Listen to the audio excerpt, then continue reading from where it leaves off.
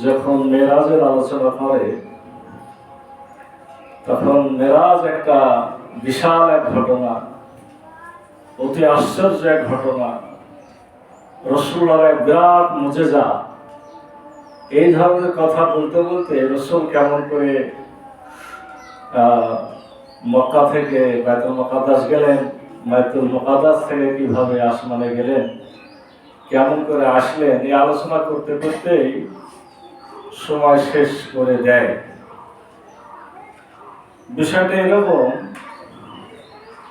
যে কাউকে বলা হলো যে দাওয়াত খেতে গেছিলে, খাওয়া দাওয়া কেমন হলো, আর সে যদি বলে যে বিরাট এক দেখছি, সে 10 মণ গোস্ত এক দেখছিতে রান্না হয়েছে, আর মানুষেরা তুলছে আর খাচ্ছে, আর খাওয়া দেখতে দেখতে আমার সকাল হয়ে গেছে, তুমি কি করেছো? তো আমার খাওয়া হয়। তাহলে কি হলো? আমি গল্প করলাম কিন্তু আমার খাওয়া হলো, লাভ হলো? লোকেরা খুব খেয়েছে, তাদের লাভ হয়েছে, আমার লাভ হয় না। এই জন্য অবশ্যই মেরাজ এক অতি আশ্চর্যজনক ঘটনা, এটা সবাই জানে। কিন্তু রাসূল সাল্লাল্লাহু আলাইহি ওয়াসাল্লাম সেখানে গেলেন, কি পেলেন, এই আলোচনাটা আমাদের জন্য বেশি জরুরি। সেটার সাথে আমাদের কাজের সম্পর্ক। আমরা কথায় কথায় বলি যে কথা কম, কাজ করো বেশি। কিন্তু যদি এমন হয় যে আমাদের আলোচনা হলো বেশি কিন্তু কাজ হলো না, তাহলে এটা অবশ্যই যুক্তিসঙ্গত নয়। আসুন আমরা এই জন্য উদ্দেশ্যগুলোই আলোচনাকে শেষ করতে চাই, এরপরে সময় সুযোগ হলেও আলোচনা হবে ইনশাআল্লাহ। গত জুমায় যে উদ্দেশ্য দুটো আলোচনা করেছিলাম তার মধ্যে একটা হলো রাসূল সাল্লাল্লাহু আলাইহি ওয়াসাল্লামকে সান্ত্বনা প্রদান। বিশাল এক মুসিবত, মহা দুর্যোগ, পিঠ যেন দেওয়ালে যেন পিঠ ঠেকে গেছে, কিছুই করার নাই, এমন অবস্থায় যার জন্য এত সমস্যা, যে রব্বুল আলামিনের কাজের জন্য তাকে এত বিপদে পড়তে হয়েছে, সে মনিব মালিক তাকে নিজের দরবারে ডেকে নিয়েছিলেন সান্ত্বনা দেওয়ার জন্য। আরেকটি উদ্দেশ্য আমরা আলোচনা করেছিলাম একই সমান গুরুত্ব দিয়ে, সেটি হলো এই আইনুল ইয়াকিন, দিব্য জ্ঞান প্রদান। দিব্য জ্ঞান মানে চোখে দেখা জ্ঞান প্রদান। যারা গত যুগে ছিলেন তারা জানেন, চোখে দেখা জ্ঞান অর্থাৎ এই দুনিয়াতে আমি আপনি যতই সাধনা করি, চেষ্টা করি না কেন, দুনিয়ার জ্ঞান হাসিল করাই সম্ভব। বহির্জগৎ বা আধ্যাত্মিক জগৎ বা এই জগতের বাইরের যে জগৎ, মহাজগৎ, এই জ্ঞান ধারণা করা যায়, দেখা সম্ভব নয়। সে জান্নাত জাহান্নাম যেগুলো গায়েবে বিশ্বাস, রাসূল যেদিকে মানুষকে দাওয়াত দিচ্ছেন, বা আমরা কিয়ামত পর্যন্ত যেদিকে মানুষদেরকে ইসলামের দাওয়াত বলতে যা বোঝায়, এই বিষয়গুলো এক চাক্ষুষ জ্ঞান দেওয়ার জন্যই রাসূল সাল্লাল্লাহু আলাইহি ওয়াসাল্লামকে রব্বুল আলামিন তার কাছে নিয়ে গেছিলেন। অর্থাৎ এই দুনিয়ার জগতের বাইরের জগতের যে অতি আশ্চর্যজনক ঘটনাগুলো, এক মহাজ্ঞান যেখানে লুকায়িত আছে, সেই জ্ঞান প্রদানটা ছিল রব্বুল আলামিনের এই মেরাজে রাসূলকে নিয়ে যাওয়ার একটা উদ্দেশ্য। আমরা জানি রাসূল সাল্লাল্লাহু আলাইহি ওয়াসাল্লামের পূর্বে আমরা সকলে, আমাদের পিতা আদম আলাইহিস সালাম রূহের জগতে, তিনি আল্লাহর কাছে সরাসরি জ্ঞান হাসিল করেছিলেন। তো শেষ জমানায় তার থেকেও বেশি জ্ঞান প্রদান, আরো জ্ঞান দরকার। এই জ্ঞানগুলো রব্বুল আলামিন এই রাত্রে রাসূল সাল্লাল্লাহু আলাইহি ওয়াসাল্লামকে দিয়েছিলেন। তাহলে আমরা দুটো উদ্দেশ্য পেলাম, একটা সান্ত্বনা প্রদান, আর একটা হলো আইনুল ইয়াকিন, চাক্ষুষ বা দিব্য জ্ঞান প্রদান। আরেকটি আলোচনা গত জমায় করেছিলাম, সেটি হলো রাসূল সাল্লাল্লাহু আলাইহি সাল্লাম অতি শীঘ্রই একটা জিনিস পেয়ে যাবেন, সান্ত্বনা হিসাবে রব্বুল আলামিন তাকে সেটা দিবেন। সান্ত্বনা দিতে যে তিনি ঘোষণা দিবেন যে তোমার একটা যে আবাসের দরকার, সে আবাস ভূমি হিসাবে তোমার যারা দাওয়াত কবুল করেছে তাদের থাকার জায়গা হিসাবে একটা নির্ধারিত ভূমি, ইয়াসরিব, তখনকার ভাষায় ইয়াসরিব, এখন যেটাকে আমরা বলি মদিনাতুল মুনাওয়ারা, আলোর শহর, সে মদিনাকে আমি নির্ধারণ করতে যাচ্ছি। সেই আলোর শহরটা কিভাবে তুমি পরিচালনা করবে, সেই মক্কা এক হারাম আর একটা হারাম পবিত্র স্থান মদিনা পরিণত হবে, সে শহর কিভাবে পরিচালিত হবে, সে শহরের লোকদের নীতি কি হবে, সে শহরের লোকদের আচরণ কি হবে, এবং তোমার কার্যক্রম কি হবে, সে রাষ্ট্রটি পরিচালনার বিধিবিধান কি হবে, এই বিধিবিধানগুলো জানিয়ে দেওয়াও ছিল এই মিরাজে রাসূল সাল্লাল্লাহু আলাইহি সাল্লামকে নিয়ে যাওয়ার একটি মহান উদ্দেশ্য। আমি বলেছি সেই দফানো কর্মসূচিগুলি আলোচনা শেষে আজকে না হলে আগামী জুমায় ইনশাআল্লাহ আলোচনা করা হবে। আজকে আসুন আমরা 4 নম্বর উদ্দেশ্যটা নিয়ে আলোচনা করতে চাই। 3টা আলোচনার পরে আজকে আমার চতুর্থ আলোচনা হবে। কি চতুর্থ আলোচনা হলো এই যে মাটির মানুষকে সর্বোচ্চ সম্মান, মাটির মানুষকে সর্বোচ্চ সম্মান বা মর্যাদা এটা প্রমাণিত হিসাবে। আমরা জানি মানুষ সৃষ্টির শ্রেষ্ঠ জীব, আশরাফুল মাখলুকাত, কিন্তু ফেরেশতারা আল্লাহর আশেপাশে থাকে, মানুষ তো সেখানে যেতে পারে না। ফেরেশতারা রব্বুল আলামিনের আরশ বহন করেন, আল্লাহ রব্বুল আলামিনের চতুর্দিকে তাওয়াফ করেন। ফেরেশতারা যখন তখন যায়, মানুষ যে সৃষ্টির শ্রেষ্ঠ তার প্রমাণ, তার মর্যাদা চাক্ষুষ ভাবে দেখিয়ে দেওয়া দরকার। এজন্য মানুষকে সর্বোচ্চ মর্যাদায় আসীন করে রব্বুল আলামিন এই যে জগৎ আমরা দেখি, এই দুনিয়ার জগৎ এবং দুনিয়ার জগতের বাইরে যে বহির্জগৎ আছে, যত সৃষ্টি আছে, সকল সৃষ্টির মধ্যে শ্রেষ্ঠ মানুষ। এই মানুষ শ্রেষ্ঠ তার প্রমাণ হিসাবে বলা হয়ে থাকে রব্বুল আলামিনের কাছে। যত কাছাকাছি এই মেরাজের রজনীতে আমাদের নবী হযরত মুহাম্মদ সাল্লাল্লাহু আলাইহি সাল্লাম গেছিলেন, তত কাছাকাছি আর কেউ যেতে পারে না। তার মহান মনিবের সর্বোচ্চ নৈকট্য লাভ করেছে একমাত্র মানুষ, এবং মানুষের মধ্য থেকে শ্রেষ্ঠ মানুষ হযরত মুহাম্মদ সাল্লাল্লাহু আলাইহি সাল্লাম। তাহলে আমরা এটাকে অবশ্যই চতুর্থ উদ্দেশ্য বলতে পারি, মানুষের সফলতা, মানুষের মর্যাদা।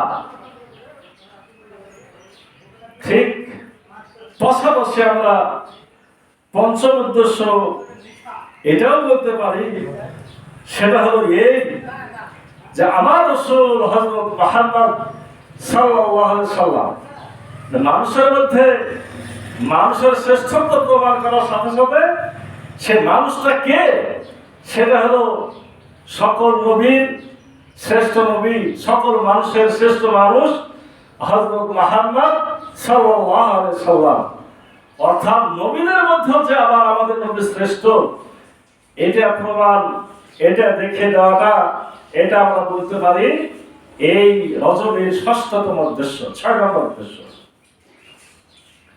কিভাবে আমার রাসূল হযরত মুহাম্মদ সাল্লাল্লাহু আলাইহি সাল্লাম আপনার ফিলিস্তিন বাইতুল মুকাদ্দাস মক্কা থেকে মদিনা পর্যন্ত গেলেন। মদিনাতে যাওয়ার পরেই বাইতুল মুকাদ্দাসে যে তাকে ইমামতি করতে দেওয়া হলো। একটা বর্ণনা এরকম এসেছে, রাসূল সাল্লাল্লাহু আলাইহি সাল্লাম যখন মসজিদে প্রবেশ করছেন তখন সালাতের একটা কাতার এমন ভাবে দাঁড়িয়েছে যে আর কোনো জায়গা নাই, কাতারের ডানে বামে মাঝে আর কোনো জায়গা নাই। রাসূল সাল্লাল্লাহু আলাইহি সাল্লাম ডানে বামে তাকাচ্ছেন, কাতার তো পরিপূর্ণ, কিভাবে কোথায় দাঁড়ানো যায়। তখন জিবরিল আমিন বলছেন, জায়গা তো একটা ফাঁকা আছে। রাসূল সাল্লাল্লাহু আলাইহি সাল্লাম জিবরিল আমিনের দিকে যখন তাকালেন, জিবরিল আমিন ইশারা করে দেখালেন যে ইমামের জায়গাটাই ফাঁকা আছে। সুবহানাল্লাহ। নবী রাসূলদের সালাত দাঁড়িয়ে গেছে, রব্বুল আলামিন সেখানে হাজির করেছেন আমার রাসূল সাল্লাল্লাহু আলাইহি সাল্লামকে রিসিভ করার জন্য। অর্থাৎ আমি গতদিন বলছিলাম যে বাইতুল মুকাদ্দাস হলো একটা স্টেশন, আসমানে যাওয়ার একটা স্টেশনের নাম। সেই স্টেশনে আগমন করেছেন রিসিভ করার জন্য পুরাতন যত নবী রাসূল যারা রব্বুল আলামিনের কাছে চলে গেছেন তাদেরকে তিনি পাঠিয়েছেন যে তোমাদের মধ্যে তোমাদেরই সন্তান রাসূল সাল্লাল্লাহু আলাইহি ওয়াসাল্লাম যখন আসমানে গেছিলেন তখন আদম আলাইহিস সালাম তাকে সন্তান বলে সম্বোধন করেছেন, ইব্রাহিম আলাইহিস সালাম সন্তান বলে সম্বোধন করেছেন, অন্যান্য নবীরা ভাই বলে সম্বোধন করেছিলেন। আমরা জানি প্রথম আসমানে তিনি হযরত আদম আলাইহিস সালামের সাথে সাক্ষাৎ পেয়েছিলেন। দ্বিতীয় আসমানে ঈসা এবং ইয়াহইয়া দুইজন নবীর সাক্ষাৎ পেয়েছিলেন। তৃতীয় আসমানে ইউসুফ আলাইহিস সালাম তার সাক্ষাৎ লাভ করেছেন। চতুর্থ আসমানে ইদ্রিস আলাইহিস সালামের সাক্ষাৎ লাভ করেছেন। পঞ্চম আসমানে হারুন আলাইহিস সালামের সাক্ষাৎ লাভ করেছেন। ষষ্ঠ আসমানে মুসা আলাইহিস সালামের সাক্ষাৎ লাভ করেছেন এবং সপ্তম আসমানে হযরত ইব্রাহিম আলাইহিস সালামের সাক্ষাৎ লাভ করেছেন।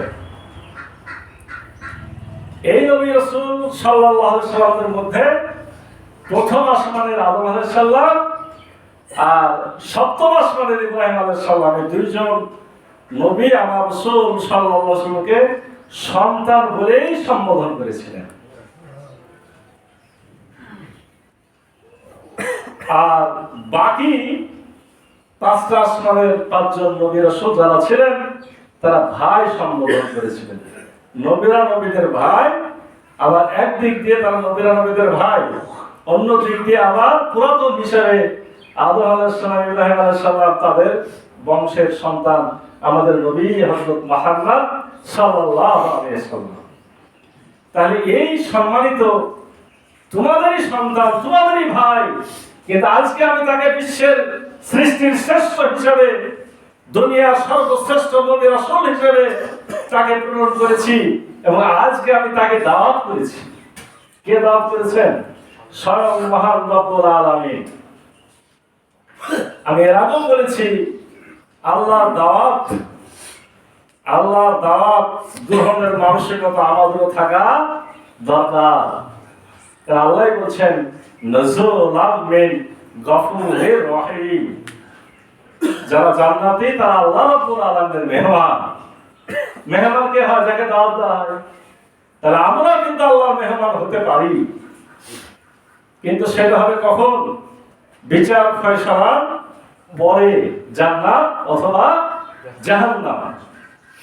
কিন্তু আজকে আমার রাসূল দুনিয়াতে বেঁচে থাকতেই অন্য নবী রাসূল তো একটা মেয়াদ শেষে আকাশে গেছে, আর আমার রাসূল দুনিয়াতে বেঁচে থাকতেই তাকে রিসিভ করা হচ্ছে, আসমানে নিয়ে যাওয়া হচ্ছে, আবার দুনিয়ায় ফেরত পাঠানো হচ্ছে, এবং সকল নবী রাসূলদের সাথে সাক্ষাৎ হচ্ছে, সকল নবী রাসূলদেরকে মুক্তাদি বানিয়ে তিনি ইমামতি করছেন।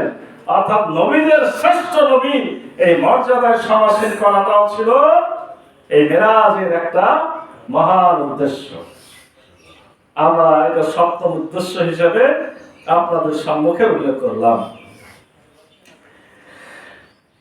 অষ্টম উদ্দেশ্য যদি আমরা বলতে চাই, তাহলে এভাবে বলতে পারি, মর্তের মানুষ, মাটির এই মানুষকে সকল ধরনের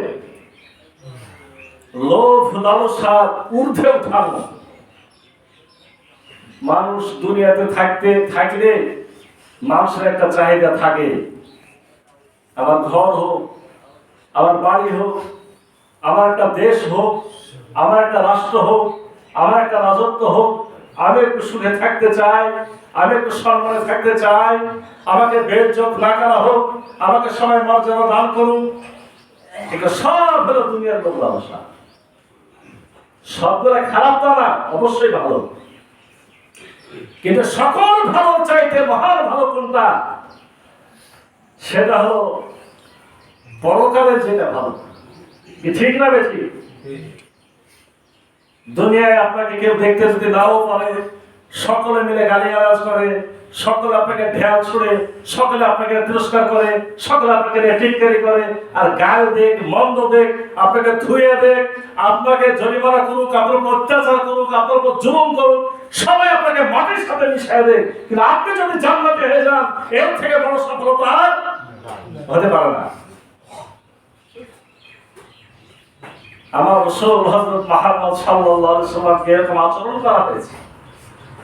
দুনিয়ার শ্রেষ্ঠ মানুষটাকে কবি বলা হয়েছে, জাদুকর বলা হয়েছে, পাগল বলা হয়েছে, তাকে ঠাট্টা বিদ্রুপ করা হয়েছে, তার দিকে ঢিল ছোড়া হয়েছে, তাকে অপমান অবস্থ করা হয়েছে, তাকে জেলখানায় ভরা হয়েছে, তার গলায় কাপড় জড়িয়ে হত্যার চেষ্টা করা হয়েছে, তাকে হত্যা করার পরিকল্পনা হয়েছে, মানুষেরা সশস্ত্র বাহিনী নিযুক্ত হয়েছে। তিনি অবশ্যই সেখান থেকে বাঁচার চেষ্টা করেছেন। মানুষ হিসাবে একটু সম্মান চেয়েছেন, একটু জায়গা খুঁজেছেন, তাকে যে কষ্ট দেওয়া হয়, কষ্ট থেকে অবশ্যই বাঁচার চেষ্টা করেছেন। রব্বুল আলামিন যখন তাকে এই জগৎ থেকে তুলে সে মহাজগৎ দেখিয়ে দিয়েছেন, তখন অবশ্যই রব্বুল আলামিনের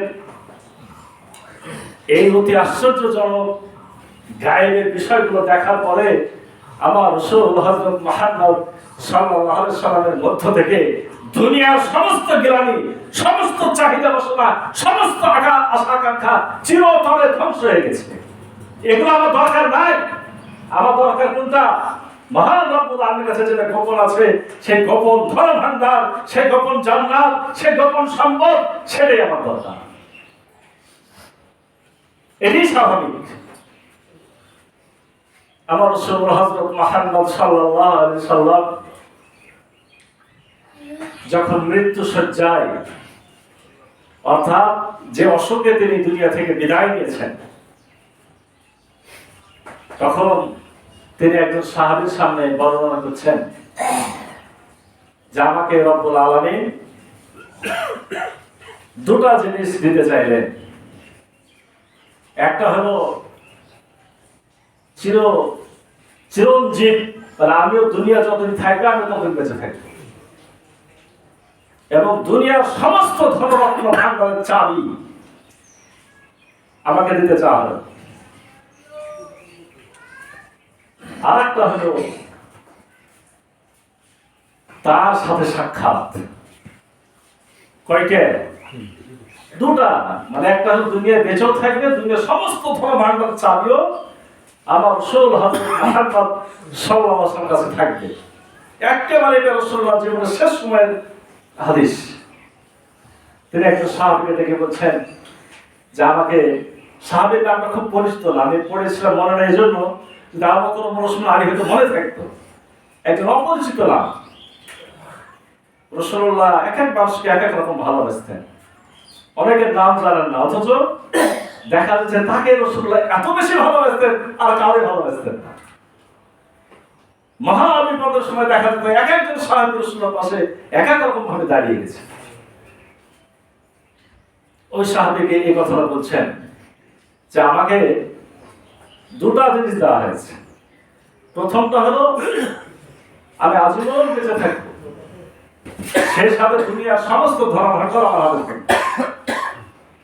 আর একটা হলো রব্বুল আলামিনের সাক্ষাৎ, ওটার সাথে আছে সর্বশেষ আমার জন্য জান্নাতও থাকবে। দুনিয়ায় বেঁচেও থাকবো, ধনভাণ্ডারও থাকবে, আবার জান্নাতও পাবো। এমন না যে ধনভাণ্ডার আর দুনিয়া থাকবে জান্নাত চলে যাবে তা না, ওটাও থাকবে। কিন্তু তিনি এটাও চাইছেন না আমার সাথে তিনি সাক্ষাৎ করতে চান।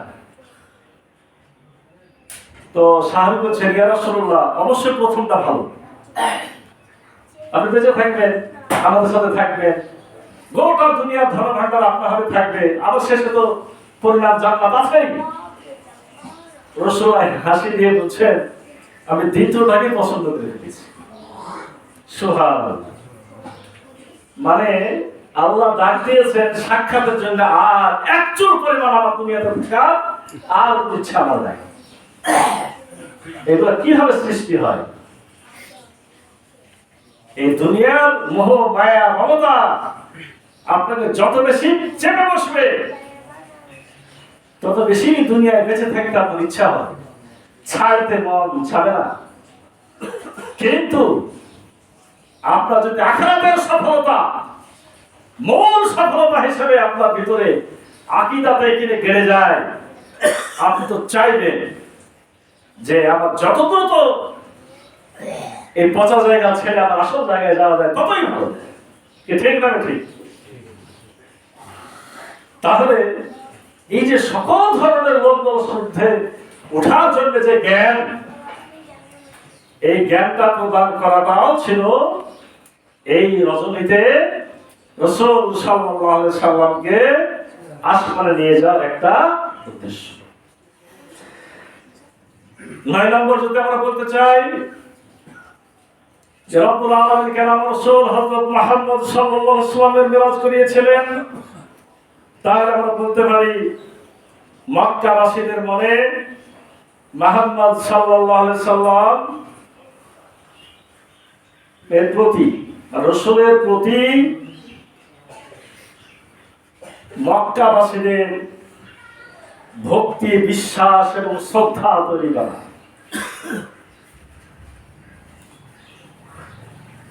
একটা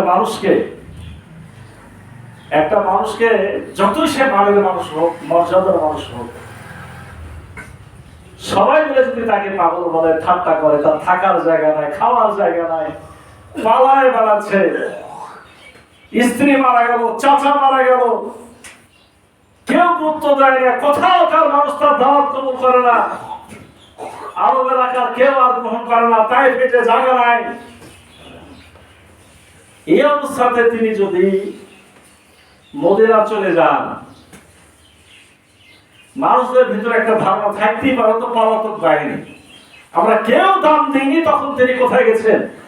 মদিনা গেছেন। কথা সবাইকে বলতে পারে না, বলতে পারে যখন আমরা তাড়াই দিয়েছি।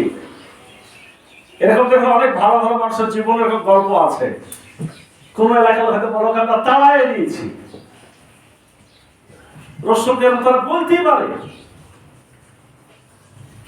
তোমরা যে বলবে রসুল কদিন পরে মদিনা যাবে, ঠিক আছে, তার আগে আমি আমার রাসূল হযরত মুহাম্মদ সাল্লাল্লাহু আলাইহি ওয়াসাল্লামকে এমন জায়গাতে নিয়ে গেলাম যে জায়গায় দুনিয়ার আর কোনো মানুষ কোনদিন যেতে পারে না। এখন আপনারা বলবেন যদি বিশ্বাস না করেন, বিশ্বাসের ব্যবস্থাটা আল্লাহ করিয়েছেন। ওরা মুখে বিশ্বাস না করলে অন্তর বিশ্বাস করেছে। গতদিন আপনাদের বলি নাই যে রাসূলুল্লাহকে নিয়ে তারা বলাবলি শুরু করলো, হাসাহাসি শুরু করলো, ঠাট্টা বিদ্রুপ করা শুরু করলো। আবু জেহেল তো মহা তামাশা পেয়েছে, দৌড়ায় আবু বকরকে বলে, আবু বকর শুনছো তোমার বন্ধু আজ কি বলে, এতদিন যা ছিল এবার আজকে গোটা রায় পাগল হয়ে গেছে। নাউজুবিল্লাহ। কত খুশি যে আজকে পাগল প্রমাণ করে ছেড়ে দিলে। বলছে মোহাম্মদ, আমি সব লোকজনকে ডাকি, তুমি কি সবার সামনে বলবে যে তুমি মেরাজে গেছিলে, এগুলো দেখেছো, রাতের বেলাতে বাইতুল মুকাদ্দাস, তারপর আবার 7 আসমান পাড়ি দিয়ে আল্লাহর সাথে সাক্ষাৎ করে চলে এসেছো, তুমি কি বলবে? অবশ্যই বলবো চাচা। আবু জেহেল কি খুশি যে আজকে একেবারে পাগল, মানে পুরা পাগল প্রমাণ করে ছেড়ে দিল। আবু জেহেল মানে কে? মনে করেন এখনকার জমানায় যখন দেশের প্রেসিডেন্ট বা প্রধানমন্ত্রী, তখন এই মক্কার প্রধান হল আবু জেহেল। আর আমার রাসূল একজন এতিম বালক, কিছুদিন আগে তার অভিভাবক চাচা মারা গেছে, যে অর্থ কড়ি দিয়ে তিনি মানুষকে ইসলামে দাওয়াত দিতেন, তার সহধর্মিণী খাদিজা রাদিয়াল্লাহু আনহা নাই, তাইফের লোকেরা তাকে জায়গা দেয় নাই, আরবের কোন জায়গাতে যার স্থান হয় নাই। এরকম একটা মানুষ একদিকে, আর অন্যদিকে কে? ওই সময়ের ওই মক্কা শহরের সর্বশ্রেষ্ঠ, তাদের ভাষায় তাদের প্রধান। আমার রাসূল বলেছেন তাকে ডেকে নিয়ে প্রমাণ করার চেষ্টা করা হলো, বদ্ধ পাগলতা প্রমাণ করে। প্রথমে আবু বকরকে পারলো না। আবু বকর বলল যে কি হয়েছে? মুহাম্মদ বলেছে তো হ্যাঁ, মুহাম্মদ নিজ মুখে বলেছে তো হ্যাঁ, আমি বিশ্বাস করলাম, কারণ আমি এর থেকে আশ্চর্য জিনিস বিশ্বাস করি। প্রতিদিনই জিবরিল আমি আল্লাহর কাছে যায় আর তার কাছে আসে, যায় আর তার কাছে আসে। রোজ যে জায়গাতে একজন যায় আর আসে, ওই জায়গাতে মুহাম্মদ একদিন গেছে, এটা কোনো ব্যাপারই না। প্রথমে ফেল, এরপর দ্বিতীয় প্রশ্ন কি ছিল? যে মুহাম্মদকে প্রশ্ন করা হবে, এই বলো তো বাইতুল মুকাদ্দাসের পিলার কয়টা, বাইতুল মুকাদ্দাসের দরজা কয়টা, বাইতুল মুকাদ্দাসের এই সিঁড়ি কেমন, বাইতুল মুকাদ্দাসের গম্বুজ কয়টা? আচ্ছা, আপনাকে যদি এই মনে করেন যে সাহেব বাজারে বড় মসজিদ, এই নিয়ে যাওয়া হলো, যে দেখতে বলা হলো, চলে আসতে বলা হয়, আপনি যদি গনে গনে লিখে লিখে না রাখেন, আপনি কি উত্তর পারবেন? সম্ভব? অনেকে দেখেন প্রায় সবাই নামাজ পড়েছেন সাহেব বাজার মসজিদে, আপনি বলতে পারবেন আসলে কয়টা কি আছে? হয়তো কয়টা বললি হয়তো অনেক উল্টা পাল্টা খাবে, যে না জানি কয়টা, ঠিক না? ঠিক ভাবছে যে একটা সুযোগ আল্লাহ চাচ্ছেন আজকে তাকে শ্রেষ্ঠ প্রমাণ করে ছাড়বেন। এরা মুখে স্বীকার না করলেও অন্তর স্বীকার করিয়ে ছাড়বো, কারণ এভাবে দাওয়াতটা পরিপূর্ণ হয়ে যাবে। তারপরও যদি দাওয়াত কবুল তারা না করে, তাদের কপাল তারাই পড়াবে। রব্বুল আলামিন আসমান থেকে দেখছেন আমার রাসূল কি করেন, আর রাসূল তো চিন্তা করে গেছেন যে এখন আমাকে প্রশ্নগুলো আসলে জবাবটা কিভাবে দিই। আগের যুগের হুজুররা কিভাবে ওয়াজ করেছে তা তো আমরা এখন বলতে পারবো না, হয়তো তারা বলেছে এভাবে, কারণ বিশ্বের জ্ঞান কোরআন তো কিয়ামত পর্যন্ত, যত দিন যাবে বিজ্ঞান যত উন্নত হবে, কোরআন তত ভালো বোঝা যাবে। তখন তারা হয়তো বলেছেন যে কোথায় কোনটা বাইতুল মুকাদ্দাসকে তুলে নিয়ে এসে দাঁড় করানো হয়েছে রাসূলুল্লাহর সামনে, হয়তো এটাই বলেছে। কিন্তু এখনকার জ্ঞানে কি বলবেন, যেহেতু এখন ভিডিও আবিষ্কার হয়েছে, এখন তো আপনি বলতেই পারবেন যে ছবিটা নিয়ে এসে ভিডিওটা, যেমন বলছে মিনার কয়টা, তাহলে মিনার গুলো এখানে দেখানো হয়েছে, দেখো বলে বলে দাও, দরজার রং কেমন, দরজাটা দেখানো হয়েছে। যা বলে সব উত্তর দিয়ে দিলেন আমার রাসূল হযরত মুহাম্মদ সাল্লাল্লাহু আলাইহি ওয়াসাল্লাম। ওরা তো দেখতে পায় না, রাসূলুল্লাহকে ফেরেশতারা হাজির করিয়েছেন ভিডিওটা, আমার রাসূল দেখে দেখে করছে। এইভাবে আরো অনেকগুলো বলেছিলাম গতদিন, অনেকগুলো তাকে চেষ্টা করা হয়েছে রাসূলুল্লাহকে, প্রত্যেক জায়গাতে তাদেরকে ব্যর্থ প্রমাণিত করে আমার রাসূল হযরত মুহাম্মদ সাল্লাল্লাহু আলাইহি ওয়াসাল্লাম যে শ্রেষ্ঠ সম্মানিত, তোমাদের সকলের থেকে তার মর্যাদা বেশি, তোমরা যতই তাকে মূল্যহীন মনে করো না কেন, তার মূল্য আমার কাছে সব থেকে বেশি, এটা প্রমাণ করাটা ছিল এই মিরাজের রজনীতে আমার রাসূল হযরত মুহাম্মদ সাল্লাল্লাহু আলাইহি ওয়াসাল্লামকে নিয়ে যাওয়ার একটা অন্যতম উদ্দেশ্য। আমরা 10 নম্বর যদি উদ্দেশ্য বলতে চাই, তাহলে এই কথাটা বলতে পারি যে আধুনিক কথা একটা চলে আসলো, বিজ্ঞান এবং প্রযুক্তির প্রভাবকে নিয়ন্ত্রণ করা। বিজ্ঞান এবং প্রযুক্তি, এখনকার সময়ের কথা বলছি, বিজ্ঞান ও প্রযুক্তির উন্নতি করতে করতে কোনো মানুষ বলতে পারে যে আমরা এখন অনেক কিছু শিখে ফেলেছি, অনেক কিছু দেখে ফেলেছি। নেল আর্মস্ট্রং আমেরিকার, তারা চাঁদে গেছে। বর্তমানে পৃথিবীর বিভিন্ন দেশ থেকে উপগ্রহ আসমানে পাঠানো হয়, বিভিন্ন ধরনের যান পাঠিয়ে মঙ্গল গ্রহে কি আছে, চাঁদে কি আছে, বৃহস্পতি গ্রহটা বা কত বড়, সূর্যের মধ্যে মূল উপাদান কি আছে, এগুলা নিয়ে টুকিটাকি গবেষণা বর্তমানে চলছে। হতে পারে কোন এক সময় যে মানুষ চাঁদে যে 5 দিন থেকে আসবে, বেরিয়ে আসবে, এরকম নাকি বই পুস্তকে বিভিন্ন পেপার পত্রিকায় পড়াও যায়, যখন নাকি এরকম একটা স্টেশন তৈরি করা হয়েছে, মানুষ জানে যে কদিন থাকবে তারপর আসবে। আমার মাঝে মাঝে শোনা যায় চাঁদে মাটি কেনার জন্য হিড়িক উঠেছে, চাঁদে যাবে, ওখানে মাটি কিনবে। আচ্ছা, যদি এগুলা কোনোদিন ঘটেও যায়, ঘটে যাওয়ার পরে প্রথম আসমান পাড়ি দিয়ে দ্বিতীয় আসমানকে কোনোদিন দেখেও আসে, আমরা মুসলমানরা যারা আল্লাহকে বিশ্বাস করেছি, রাসূলুল্লাহকে বিশ্বাস করেছি, রাসূলুল্লাহর মেরাজকে যারা বিশ্বাস করেছি, তাদের কাছে সেটা খুব বড় কিছু হবে? আমরা বলবো যে আমাদের রাসূলকে রব